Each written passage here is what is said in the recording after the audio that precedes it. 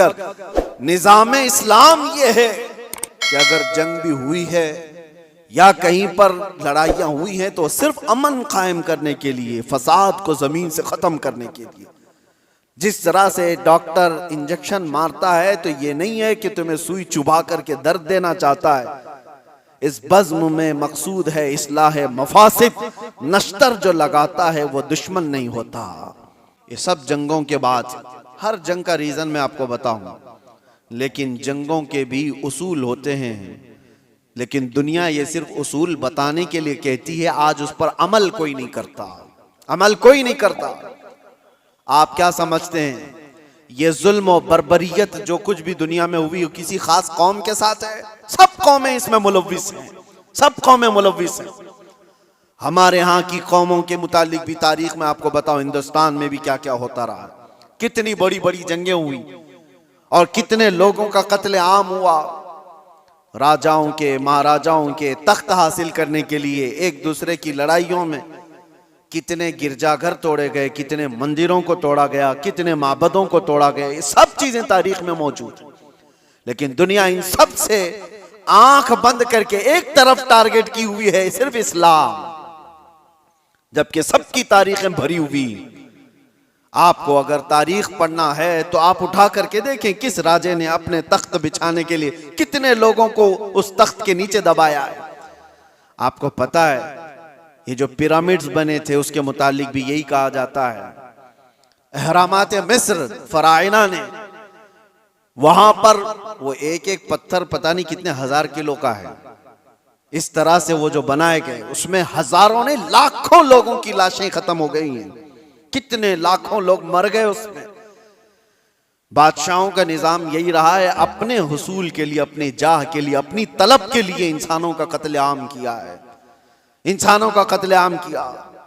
और जो world war first और वर्ल्ड वार सेकंड जो हुई, इसकी भी तारीख उठा करके आप पढ़ो, किस लिए जंगें हुई आपस में। ये तो ज्यादा दूर नहीं है ना, 1920 1940 के बीच में, ये ज्यादा दूर नहीं हुई, अभी 100 साल पहले की बात आपको बता रहा हूं। फर्स्ट वर्ल्ड वार और सेकंड वर्ल्ड वार में जो लोगों की मौतें हुई हैं, फर्स्ट में तकरीबन 3 करोड़ लोग मारे गए। करोड़, 1 2 100 200 1000 2000 की बात नहीं कर रहा हूं, 3 करोड़। और सेकेंड वर्ल्ड वार में उससे भी ज्यादा लोग मारे गए, जख्मी हुए। ये सिर्फ और सिर्फ बादशाहों ने अपने तख्त के लिए, अपनी जमीनों के लिए लड़ाइयां लड़ी। और टोटल मेरे आका सल्लल्लाहु अलैहि वसल्लम ने अपनी जिंदगी पाक में 17 गज़वात में शिरकत फरमाई। कितने? 17 गज़वात में। और टोटल 17 गज़वात को मिलाएंगे तो 252 लोग मरे थे, इसके अलावा नहीं। 17 जंगों की जो लिस्ट बताई जाती है मेरे अजीजों, लेकिन फिर भी दुनिया को एतराज है इस्लामी जंगों से। आपको मैं बताऊं, जंगों के उसूल होते हैं, उसलूब होते हैं, तरीक़ेकार होते हैं, लेकिन किसी ने अमल नहीं करना है उस पर। गुआंतानामो बे जेल के मुतालिक सुना होगा, अबू गुरैब जेल के मुतालिक आपने सुना होगा। अमेरिकी लोगों ने जो इराक जंग के बाद वहां के कैदियों के साथ सलूक किया है, यह हमने नहीं है, ह्यूमन राइट्स की तंजीमों ने लिखा है, इसको तारीख में मौजूद है। कैदियों को लिटा करके उनके ऊपर कुत्ते छोड़ दिए जाते थे, कैदियों को बांध करके उनके मुंह पर पेशाब किया जाता था और उनको गलाजत खाने पर मजबूर किया। इंसानियत से गिरे हुए हरकतें। एक जालिम जब नशा के गुरूर में आता है तो ऐसी हरकतें करता है, लेकिन जिसके सीने में ईमान हो वो क्या करता है? अल्लाहु अकबर। मेरे अजीजों, मुहम्मदुर रसूलुल्लाह सल्लल्लाहु तआला अलैहि वसल्लम के पाए अक़दस पर मैं तुम्हें लेकर चलता हूं। ये वो वक्त है जब अल्लाह के हबीब सल्लल्लाहु तआला अलैहि वसल्लम का पैगाम दुनिया में बहुत दूर तक जा चुका था। यमन, इराक, शाम, मिस्र, हर जगह पहुंच चुका था। और 1,20,000 सहाबा उस वक्त मौजूद थे जब नबी पाक सल्लल्लाहु तआला अलैहि वसल्लम की कुव्वत का आलम था, गलबे का वक्त था। मक्का भी फतह हो चुका था, मदीने के आसपास का इलाका इस्लाम के परचम से लहरा रहा था। ये वो दौर की बात नहीं कर रहा हूं मैं जब कुफारे मक्का से बच करके रहना पड़ता था, छुप करके तबलीग करनी पड़ती थी, उस दौर की बात नहीं कर रहा हूं, गलबे के वक्त की बात कर रहा हूं। ये हुजूर पाक की जाहिरी जिंदगी का आखिरी साल है जब मेरे आका सल्लल्लाहु अलैहि वसल्लम हज करके वापस तशरीफ लाए थे और बीमार थे। उस वक्त जब नबी करम सल्लल्लाहु ताला अलैहि वसल्लम के नाम का चर्चा कैसर और किसरा के जिस्मों में कपकपी तारी कर देता था, हजारों फौजें थरथराती थी, गलबे का वक्त था, उस वक्त नबी पाक सल्लल्लाहु अलैहि वसल्लम मस्जिद नबवी शरीफ में बैठे हैं और अपने सहाबा से कहते हैं, कोई है इसमें जिस पर मेरा कोई हक बाकी है तो मुझसे ले सकता है? कोई है जिस पर मेरा कोई हक बाकी है तो वो सवाल करे, मैं देने को तैयार हूं। मेरे अजीजों, कौन कहेगा ये?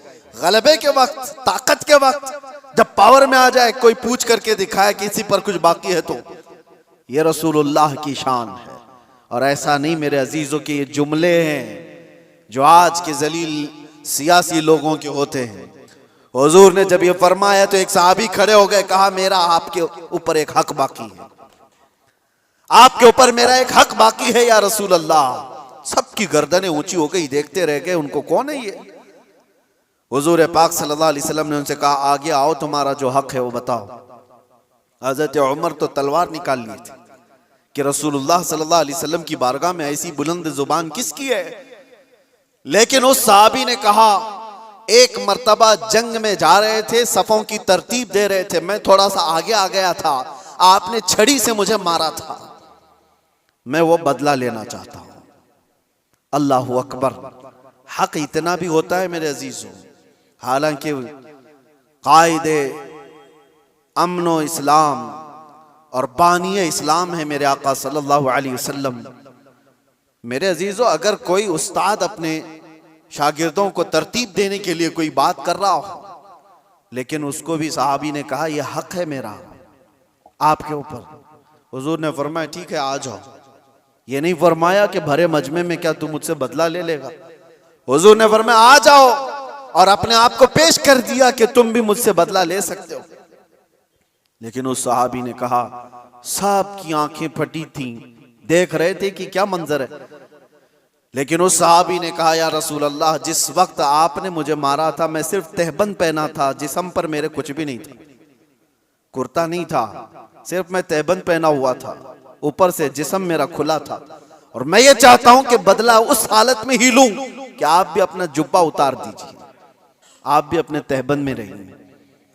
नबी पाक सल्लल्लाहु अलैहि वसल्लम ने छू चिरा कुछ भी नहीं फरमाया, अपना जुब्बा उतार दिया। लाओ दुनिया की कौमों को एक आइडियल, कोई ऐसा जो अपने आप को अपनी कौम के सामने पेश करे। यहां तो डरपोक लोग ऐसे बैठे हुए हैं जिनको सवालात से का सामना करने की हिम्मत नहीं है, ताकत नहीं है। अपनों के सामने ही वो रियाया का क्या मुकाबला करेंगे, क्या सामना करेंगे। नबी पाक सल्लल्लाहु अलैहि वसल्लम ने अपना जुब्बा पाक उठाया, उस सहाबी ने आकर हुजूर के दोनों कंधों के बीच जो मोहरे नबुव्वत थी उसको बोसा ले लिया। हुजूर के दो शानों के बीच में मोहरे नबुव्वत थी जिसकी चमक सूरज से ज्यादा थी। उन्होंने बोसा ले लिया और कहा, मैं कामयाब हो गया और मैं बदला ले लिया, मुझे बस वो मोहरे नबुव्वत छूमनी थी। लेकिन मेरे अजीजों, वो सहाबी का अपना तरीका था, लेकिन रसूल पाक सल्लल्लाहु अलैहि वसल्लम ने अपने आप को पेश तो कर ही दिया, अपने आप को पेश तो कर दिया। और जंगों के हालात के मुतालिक आपको मैं बताऊं, बद्र के वो 70 कैदी जिनको गिरफ्तार करके मदीने लाया गया था, लोग तो कह रहे थे इनको मार दिया जाए, इनको जला दिया जाए, इनको काट दिया जाए। नबी पाक सल्लल्लाहु ताला अलैहि वसल्लम ने एक भी कैदी को कत्ल करने का हुक्म नहीं दिया। कहा कि गिरफ्तार हुए, तलवार हम पर उठाए थे, इसलिए आज ये कैदी हैं, आज ये हम पर, क्योंकि अगर गलबा पाते तो हमको मार देते। उसूल तो यही है, आज ये कब्जे में आए। लेकिन मेरे आका सल्लल्लाहु अलैहि वसल्लम ने क्या निजाम रखा था।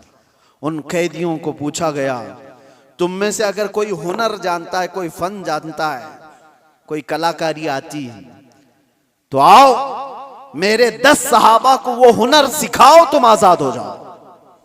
ये दुनिया में पहला ऐसा मंजर है कि जंग में कैदी जो गिरफ्तार होकर के आए, उनको ये ऑप्शन रखा गया, माल नहीं है तुम्हारे पास फिदिया देने के लिए, कुछ नहीं है, लेकिन कोई हुनर जानते हो तो 10 सहाबा को वो हुनर सिखाओ, तुम आजाद हो जाओ।